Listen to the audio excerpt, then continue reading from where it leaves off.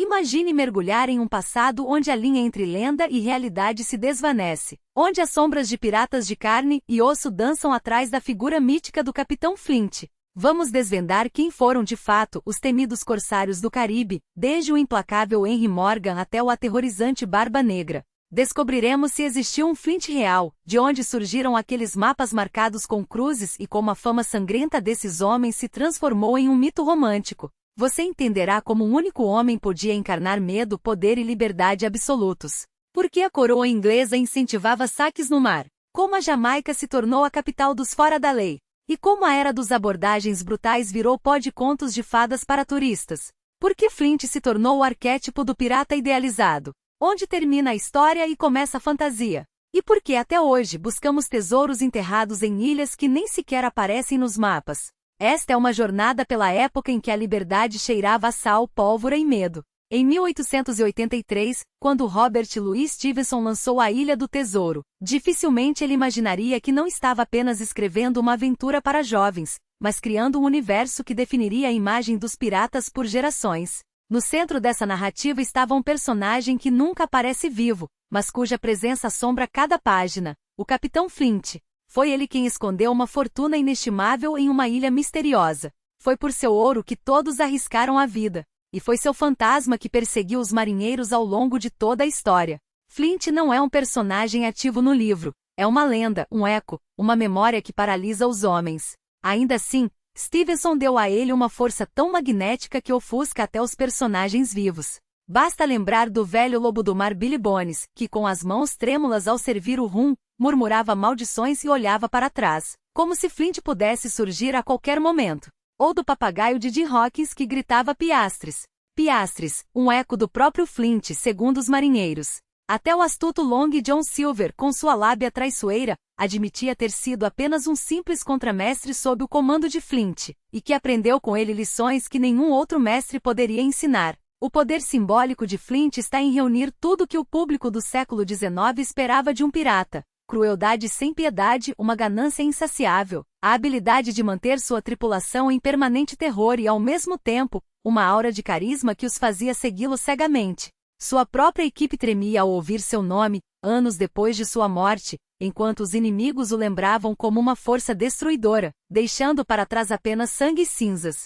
Stevenson, um homem culto e fascinado por história, certamente estudou os relatos sobre os verdadeiros corsários do Caribe. Mas para seu romance ele forjou uma figura coletiva, uma síntese dos capitães mais temidos que já sulcaram aqueles mares. Sabemos que Flint morreu em Savannah, nos Estados Unidos, ainda obcecado por seu tesouro enterrado. Dizem que suas últimas palavras foram sobre ouro, como se mesmo à beira da morte, ele enxergasse não rostos, mas baús repletos de moedas de prata e ducatões. Essa morte apenas alimentou o mistério. Se o capitão levou seu segredo para o túmulo, então, em algum lugar dos trópicos, a fortuna ainda espera por quem ousar buscá-la. Curiosamente, Stevenson nunca descreve em detalhes como Flint escondeu seu tesouro, mas a carta com a localização da ilha se torna o objeto mais cobiçado da trama. É ela que conecta o passado ao presente, transformando Flint em um homem que desafiou a morte, deixando para trás um enigma capaz de seduzir qualquer um que ousar decifrá-lo. A lenda de Flint ganhou vida própria logo após o lançamento do livro. Leitores, especialmente os mais jovens, passaram a acreditar que ele havia existido de verdade. Jornais e revistas da época publicavam especulações sobre possíveis inspiradores reais do personagem, enquanto meninos em cidades portuárias, armados com mapas desenhados à mão, partiam em busca de seus próprios tesouros, sonhando em ser os herdeiros daquela tripulação maldita. A ideia de um ouro enterrado sob palmeiras em uma ilha distante tornou-se tão viva que muitos começaram a duvidar. Será que por trás da ficção não havia uma verdade oculta? O mais surpreendente é que a figura de Flint acabou ofuscando até mesmo os piratas reais. Décadas depois, quando Hollywood começou a produzir seus primeiros filmes de aventura, roteiristas e diretores recorriam a esse arquétipo: um capitão sombrio, um tesouro perdido, um mapa amaldiçoado, uma tripulação que teme seu líder. Mesmo quando o nome Flint não era mencionado, sua sombra pairava sobre as cenas, no escuro das noites tropicais, no rangido das cordas dos navios, no sussurro sobre ouro maldito. Assim, Flint deixou de ser apenas um personagem para se tornar um símbolo, o núcleo em torno do qual se construiu a imagem romântica dos piratas. Embora Stevenson tenha criado muitos heróis memoráveis, foi Flint quem se tornou o coração dessa mitologia. Sem ele não haveria um mapa enigmático, nem o papagaio sinistro, nem aquela atmosfera única que tornou a Ilha do Tesouro uma obra atemporal. Agora, ao avançarmos para o próximo capítulo, onde exploraremos a geografia real, os sistemas de saque e divisão de botins e os homens cujos nomes marcaram as crônicas do Caribe entre os séculos XV e XVIII, é crucial lembrar de uma coisa: a lenda de Flint não é um engano, nem uma mentira. É uma criação literária que permitiu ao leitor enxergar a pirataria como um mundo com suas próprias regras, onde a liberdade e a violência caminhavam lado a lado. Na segunda metade do século XV, o Caribe transformou-se no palco onde se entrelaçaram os interesses das potências europeias, as riquezas do Novo Mundo e a ambição desmedida de homens sem escrúpulos. Entre recifes traiçoeiros e tempestades tropicais, nos labirintos de baías e canais, nasceu uma sociedade única, um mundo pirata que existia na fronteira entre o comércio legal, a guerra não declarada e uma liberdade quase criminosa. Para entender por que essa região se tornou o epicentro da era de ouro da pirataria, precisamos analisar como geografia, política e economia se encontraram em um único ponto. A Espanha dominava vastos territórios nas Américas há mais de um século e enviava regularmente galeões carregados de ouro e prata para a Europa. Prata das minas mexicanas, tabaco, açúcar, couro e café seguiam rumo ao velho continente. Mas todas essas riquezas tinham que cruzar o Caribe, uma área repleta de ilhas e enseada perfeitas para emboscadas, onde uma tempestade podia paralisar uma frota e um único navio pirata, bem posicionado, podia se tornar uma ameaça mortal. No início do século XVII, quem atuava nessas águas eram principalmente corsários, aventureiros com licença real para atacar embarcações inimigas. Esses piratas legalizados ou corsários, como eram chamados nos países católicos, eram, em muitos aspectos, uma extensão das estratégias navais de seus governos. Em 1628, por exemplo, Em 1628, o almirante holandês Piet interceptou a frota espanhola da prata ao largo de Cuba, capturando milhões de florins em moedas e barras. Um golpe tão devastador que abalou os alicerces do Império Espanhol e serviu de farol para uma geração de ambiciosos. O saque de um único comboio podia enriquecer um homem além dos sonhos mais ousados, rivalizando com os tesouros anuais de reinos inteiros. Não por acaso, a notícia se espalhou como fogo em palha seca. O Caribe não era mais apenas uma rota comercial, mas um tabuleiro onde a audácia se convertia em fortuna. Foi nesse caldeirão de oportunidades que surgiram os Buccaneers, caçadores e aventureiros que inicialmente se estabeleceram em ilhas como Hispaniola e Tortuga, vivendo da carne defumada em grelhas de madeira chamadas Buccan, daí seu nome. Homens rústicos endurecidos pela selva e pelo mar, eles logo perceberam que suas habilidades de sobrevivência podiam render muito mais do que peles e salga. Com o tempo, trocaram as armadilhas por mosquetes e os animais por navios espanhóis.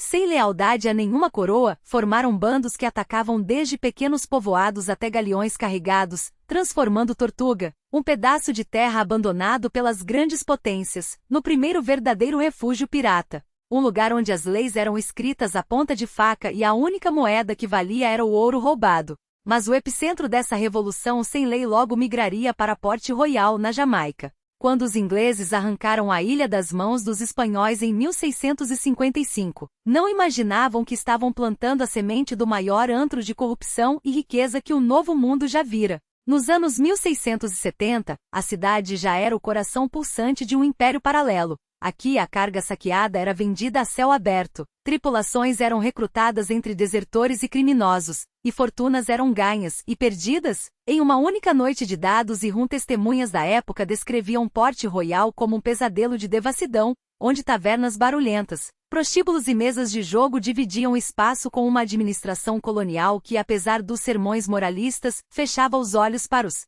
piratas.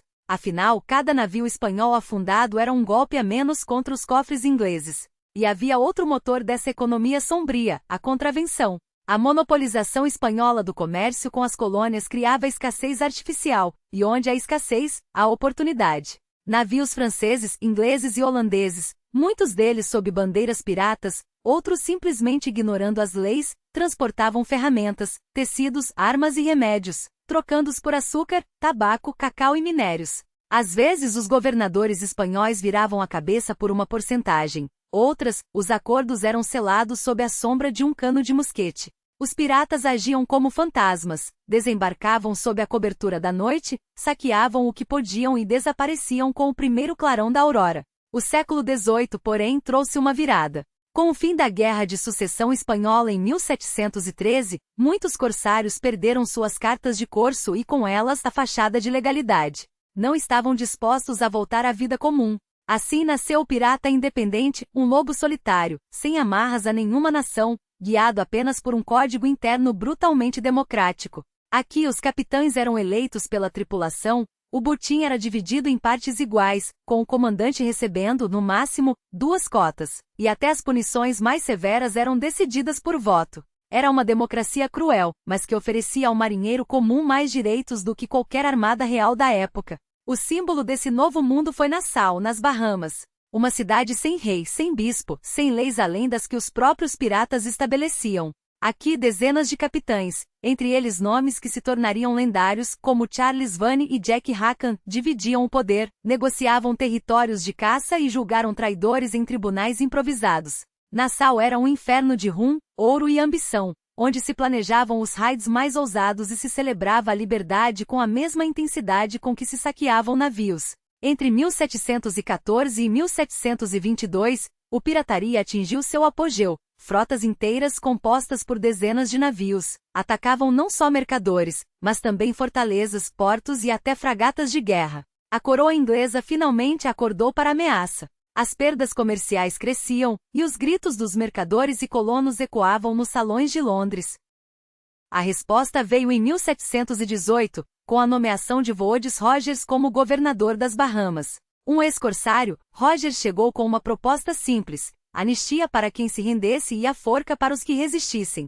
Começava assim o crepúsculo dos piratas. Mas foi justamente nesse ocaso que nasceram os mitos que sobrevivem até hoje: a bandeira negra com caveira, os barris de rum, os mapas marcados com cruzes, os fortes reduzidos a cinzas e os galeões afundados com seus tesouros. Esses símbolos, alimentados por relatos de terror e admiração, transcenderam a história e se infiltraram na literatura, nas baladas, no teatro e, finalmente, no cinema e na cultura pop. Porém, por trás da lenda havia uma realidade tangível, um Caribe fragmentado, politicamente instável e socialmente explosivo, onde homens e mulheres, sim, mulheres também navegaram e saquearam e escolheram viver, e muitas vezes morrer, por regras próprias, desafiando impérios em nome de uma liberdade que poucos ousavam sonhar. Os piratas do século de ouro não eram meros bandidos do mar. Eram agentes de um momento histórico único, forjado na interseção entre a ganância das metrópoles, a fraqueza das estruturas coloniais e um desejo visceral de autonomia. É esse contexto que dá carne e osso ao mito. Embora o Capitão Flint seja uma criação de Stevenson, sua sombra é tecida com os feitos de homens reais, aqueles que transformaram o Atlântico em um campo de batalha e cujas vidas, cheias de violência e astúcia, ainda ecoam nas entrelinhas da história. Para entender como Flint ganhou tamanha verossimilhança, é preciso mergulhar em 3 camadas históricas: os capitães que deixaram marcas indeléveis, os símbolos que se tornaram universais de medo e fascínio, e o código cultural que transformou o pirata de vilão em anti-herói romântico. E nenhum nome exemplifica melhor essa dualidade do que Henry Morgan. Nascido por volta de 1635 em Gales, ele se tornou uma das figuras mais temidas e celebradas do Caribe, um homem cuja carreira começou como corsário a serviço da Inglaterra, mas que logo ultrapassou os limites da legalidade para se tornar um predador implacável. Com uma patente de corso do governador da Jamaica, Morgan orquestrou uma série de ataques audaciosos contra colônias espanholas, dos quais se destacam os saqueios de Porto Belo, Maracaibo e, acima de tudo, a tomada de Panamá em 1671. Segundo relatos da época, seu exército de mais de 1000 homens cruzou o istmo a pé, surpreendeu a cidade desprevenida e, após combates ferozes, reduziu-a a cinzas. Os habitantes foram torturados para revelar onde escondiam suas riquezas. O ouro e a prata espanhóis foram embalados e levados embora. Tecnicamente, Morgan violara o tratado de paz recém-firmado entre Inglaterra e Espanha, mas em Londres, em vez de punição, recebeu uma recepção triunfal. Após um breve período sob custódia, mais para as aparências do que qualquer coisa, foi agraciado com um título de cavalheiro e nomeado vice-governador da Jamaica.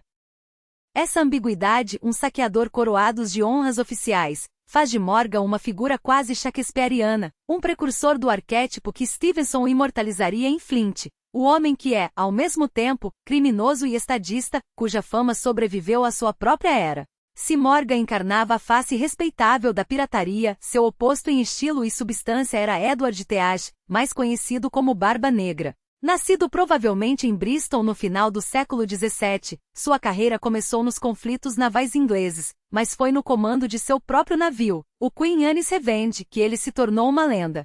Com sua aparência aterradora, barba longa e trançada, fitas coloridas, pistolas cruzadas no peito e um pavio aceso no chapéu para envolver-se em fumaça, Barba Negra não apenas saqueava, mas encenava o terror. Seus navios eram equipados com canhões extra apenas para criar um espetáculo de fogo e fumaça, e dizia-se que ele mantinha a tripulação em estado de paranoia constante, atirando em seus próprios homens só para provar que o diabo estava com ele. Barba Negra não foi apenas um espetáculo de terror, foi um estrategista que soube transformar o medo em poder. Seu navio, o Queen Anne's Revenge, um antigo negreiro francês reforçado com 40 canhões e uma tripulação de mais de 300 homens, era uma fortaleza flutuante projetada para dominar e intimidar. Mas seu golpe mais audacioso não veio do fogo dos canhões, e sim de uma jogada calculada, a bloqueio do porto de Charleston. Ali ele não apenas capturou navios mercantes, mas sequestrou cidadãos respeitáveis da cidade, transformando-os em reféns para extorquir as autoridades.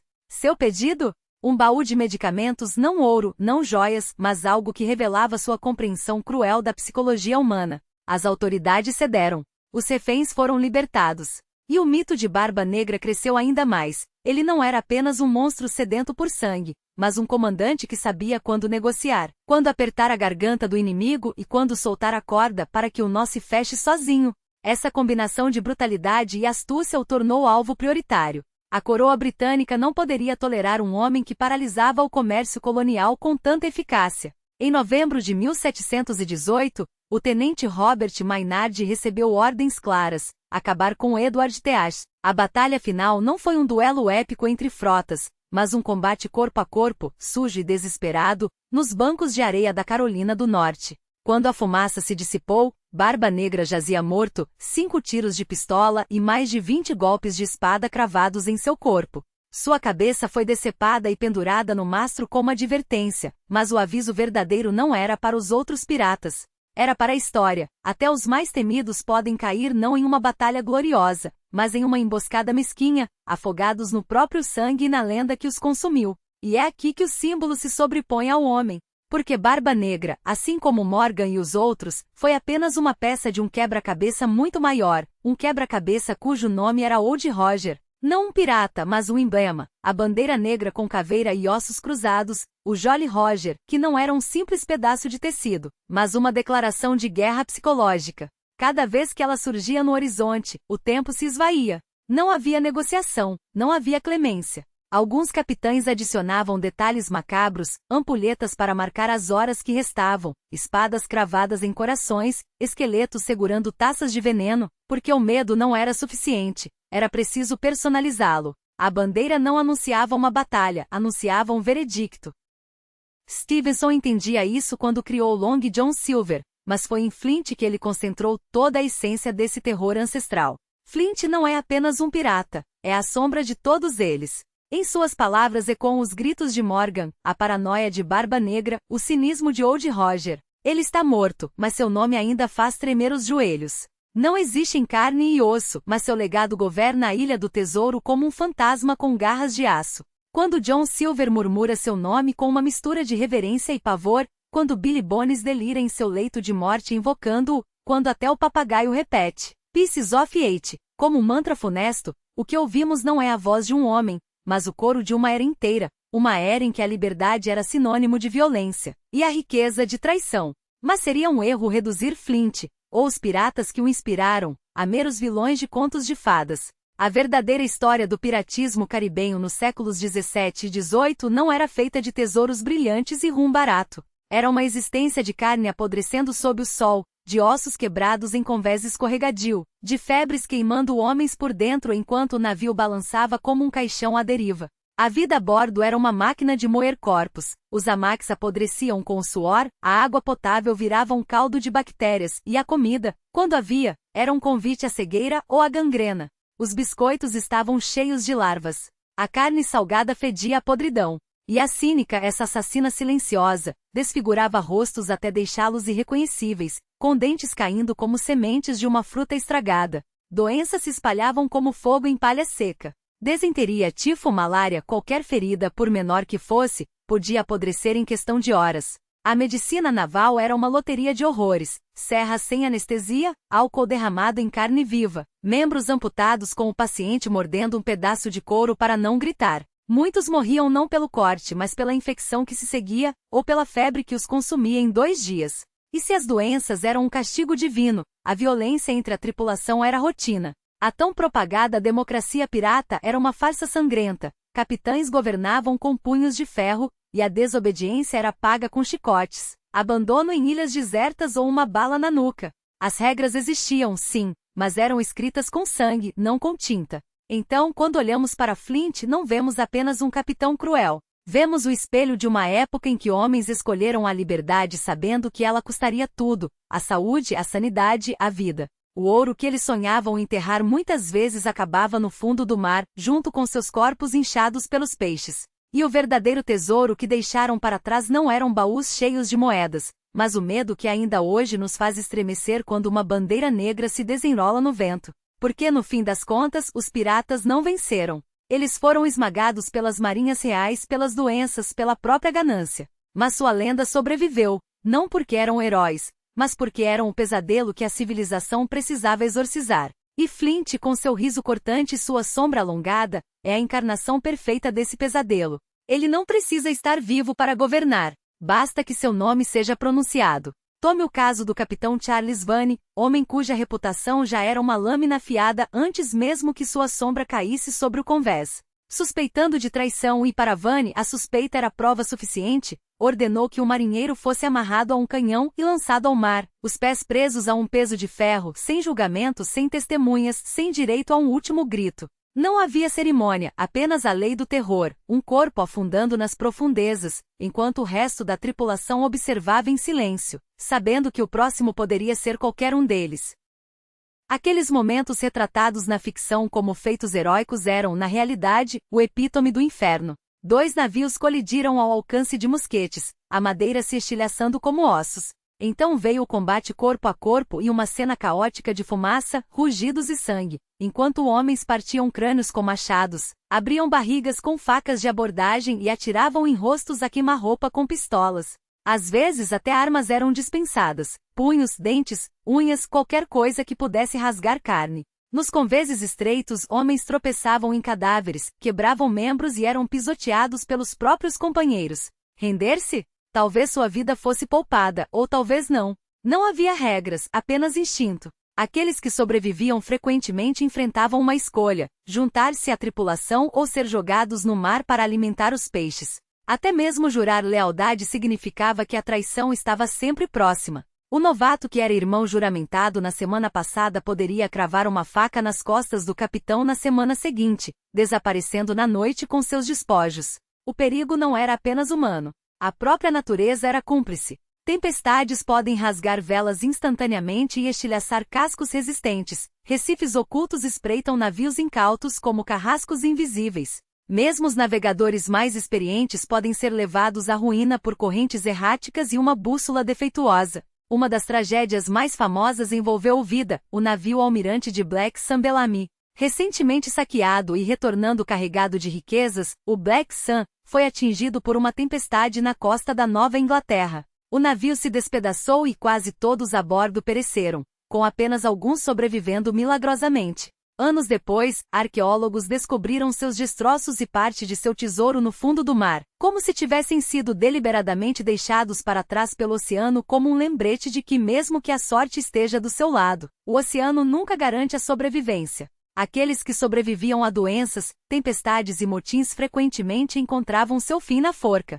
Piratas capturados raramente tinham a oportunidade de se defender. Os julgamentos eram públicos e o veredito era quase sempre o mesmo: enforcamento. Às vezes, se o prisioneiro estivesse disposto a trair seus cúmplices, a execução era adiada, mas com mais frequência, a corda era colocada em volta do pescoço no primeiro dia. Nos portos de Londres, Bristol e Kingston, forças eram instaladas por toda parte, corpos colocados em gaiolas de ferro e pendurados para apodrecer ao vento, um aviso a todos que desembarcavam. A execução mais infame foi a de John Hackham, que foi julgado ao lado de duas piratas, Bonnie e Mary Read. Elas escaparam da morte por estarem grávidas, mas o corpo de Hackham foi pendurado na entrada do porto, deixado para ser roído pelo vento e pelo sol escaldante até ser reduzido a ossos. Este cadáver em decomposição marcou o fim da trilha da bandeira negra. Essa era a realidade da vida pirata: pobreza, doença, violência, medo, trabalho braçal sem fim e a quase certeza da morte prematura. Parecia gratuita apenas porque a vida em terra era ainda mais desesperadora. Favelas em cidades portuárias, crianças famintas e trabalhadores sem futuro. Os mitos de Jolly Roger, da Irmandade Pirata, da Glória e da Lenda foram posteriormente entrelaçados na trama de livros, baladas e peças de teatro. Sob a névoa do romantismo, esconde-se uma aritmética implacável. As chances de sobrevivência são mínimas, as chances de fortuna ainda maiores. No entanto, é precisamente esse alto risco, essa ameaça constante de destruição, que deu origem ao mito duradouro, aquele que desvendaremos no próximo capítulo. Quando Robert Louis Stevenson publicou A Ilha do Tesouro, nunca imaginou que criaria um arquétipo literário que perduraria por séculos.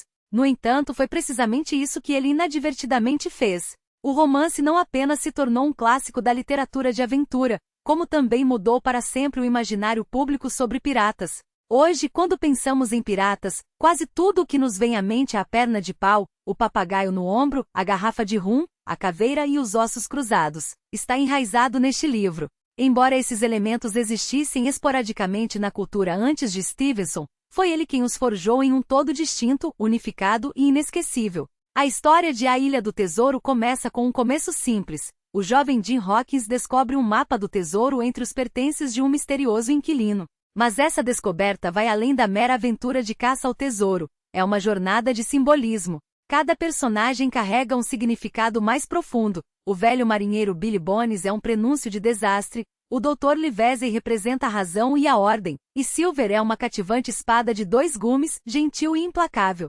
Quanto ao Capitão Flint, ele nunca aparece de fato, mas sempre domina. Ele é o antigo capitão, o dono do mapa do tesouro e um fantasma que infunde medo em todos, mesmo na morte. Sua imagem é construída a partir de memórias, lendas aterrorizantes e um passado fragmentado. Essa construção de morte ainda reinando faz dele a presença mais poderosa da história. Após a publicação do romance, a história de Flint, Jim e Silver começou a evoluir. As primeiras adaptações foram apresentadas em cinemas de Londres e Nova York na década de 1880, e versões para o cinema continuaram a aparecer ao longo do século XX. A mais influente foi a versão da Disney de 1950, que solidificou as imagens dos personagens em ícones visuais, Silver, caolho e de muletas. O jovem Jim com sua bússola, a silhueta da espanhola e a cruz marcada no mapa do tesouro amarelado. Desde então surgiram séries animadas, paródias, dramas radiofônicos, musicais e dramas televisivos. A série Black Sails se destaca, tentando criar uma prequela de Flint, mostrando antes de se tornar uma lenda, um homem de carne e osso, um idealista, gradualmente temperado pelas duras realidades da vida até se tornar um monstro de sangue frio. Este retrato, embora radicalmente diferente do Flint clássico, demonstra a profundidade da influência de Stevenson. Para subverter o mito precisa primeiro existir. A Ilha do Tesouro também era um nome conhecido na União Soviética. A primeira adaptação cinematográfica soviética foi feita em 1938, e um videoclipe de 1982 estrelado por atores lendários como George Wiesing foi lançado. Apesar da ausência de Flint, seu nome é central para a trama, um código de medo, a atração por um mapa do tesouro, o sonho de riquezas enterradas, todos elementos poderosos capazes de distorcer lealdades e corroer vontades. Curiosamente, os personagens de Stevenson tornaram-se tão profundamente arraigados que reconstruções históricas subsequentes convergiram involuntariamente para eles. Papagaios, mãos de gancho, códigos de honra e ossos cruzados. Esses elementos tornaram-se características padrão de quase todas as narrativas piratas, de exposições em museus a sets de filmagem. Piratas reais frequentemente usavam roupas esfarrapadas, seus navios eram imundos, não tinham uniformes e não cantavam ao redor de fogueiras. Mas o imaginário cultural prefere se apegar a mitos literários, por serem mais vívidos, coerentes e memoráveis. Flint tornou-se central para esse mito porque personificava todos esses medos e encantos. Ele era o guardião do tesouro, mas também matava para mantê-lo em segredo. Era um capitão morto que deixou para trás um mapa que ressuscitava o passado. Era um homem que não respirava mais, mas ainda comandava. E precisamente por isso, seu poder literário reside precisamente nisto. A figura do Capitão Flint transcendeu a mera conspiração para se tornar central para todo o universo cultural pirata. Ele personifica o reinado do terror, a obsessão por segredos perdidos e o símbolo duradouro de um legado além do físico. Tais figuras raramente são encontradas na história literária. Elas transcendem o tempo, cada reaparecimento perpetuando o mito, cada recontagem trazendo a lenda à vida. Quando falamos de piratas, não imaginamos os verdadeiros foras da lei que vagavam pelo Caribe nos séculos XV e XVI, mas sim as imagens criadas por livros, filmes e peças de teatro. No entanto, se tentarmos separar os mitos artísticos da verdade histórica, descobrimos que essas imagens não são registros da realidade, mas sim artefatos culturais refinados, embelezados e simplificados, artefatos meticulosamente elaborados para se tornarem lendas duradouras. Comecemos com o elemento mais clássico e reconhecível, o mapa do tesouro. Desde que Jim Hawkins desenrolou o pergaminho marcado com uma cruz no romance de Stevenson, o conceito de mapa do tesouro tem sido central para a mitologia pirata. No entanto, há poucas evidências históricas de que piratas reais tenham criado tais mapas. Em vez disso, a maioria dos piratas preferia dividir seu saque imediatamente após a chegada e depois esbanjá-lo. A única exceção notável foi o capitão William Kidd, que enterrou parte de seu saque na ilha Gardiner, perto de Long Island. Mas isso foi mais uma medida temporária para evitar julgamento do que um clássico enterro de tesouro. Além disso, não havia rotas secretas, cruzes ou segredos que seguissem o dono até o túmulo. Quanto ao Jolly Roger, caveira e ossos cruzados, ele existia, mas não era um símbolo universal para todos os piratas. Cada capitão provavelmente tinha sua própria versão. Alguns navios hasteavam uma bandeira vermelha como um aviso implacável, enquanto, com mais frequência, os piratas se disfarçavam de bandeiras amigas, hasteando o Jolly Roger apenas no último minuto para intimidar seus oponentes e forçá-los a se render sem lutar. Portanto, o Jolly Roger não é fictício nem universalmente aceito. É um dispositivo simbólico que ganhou significado em retrospecto. Quanto à imagem de piratas em seus trajes extravagantes, chapéus de 3 pontas de abas largas, ornamentos de penas, gibões e espadas. Eles são mais provavelmente artefatos de criação artística. Na realidade, os piratas usavam roupas simples e práticas, calças e camisas surradas e sapatos tirados dos cativos. Joias eram raras, consistindo principalmente de brincos, às vezes usados como amuletos, às vezes como formas portáteis de riqueza. Pernas de madeira, tapa-olhos e ganchos eram marcas marcantes de ferimentos de guerra, mas tais casos eram raros. Piratas sem membros frequentemente se tornavam um fardo para suas tripulações, não heróis. Um dos mitos mais intrigantes é a chamada democracia pirata. De certa forma, isso é o mais próximo da realidade. Alguns navios tinham contratos escritos, os artigos piratas que estipulavam a distribuição de despojos, a divisão de tarefas, o direito a descanso e até mesmo indenização por invalidez. Os capitães eram eleitos e podiam ser destituídos caso perdessem a confiança. Esse modelo era encontrado principalmente em repúblicas piratas como Nosa, onde as tripulações operavam de forma independente. No entanto, sob o governo de capitães implacáveis, a disciplina era frequentemente mantida por meio do terror. Piratas eram jogados ao mar sem julgamento por delitos menores. Portanto, embora igualdade e fraternidade fossem possíveis, elas não eram de forma alguma universais. O mito do tesouro enterrado é quase inteiramente fictício. Piratas não mantinham contas nem acumulavam riquezas. Em vez disso, viviam uma vida de abandono imprudente, esbanjando dinheiro, entregando-se a prazeres sensuais e morrendo repentinamente no próximo ataque. Até mesmo rum, outro elemento básico da imagem pirata, foi distorcido pelo mito.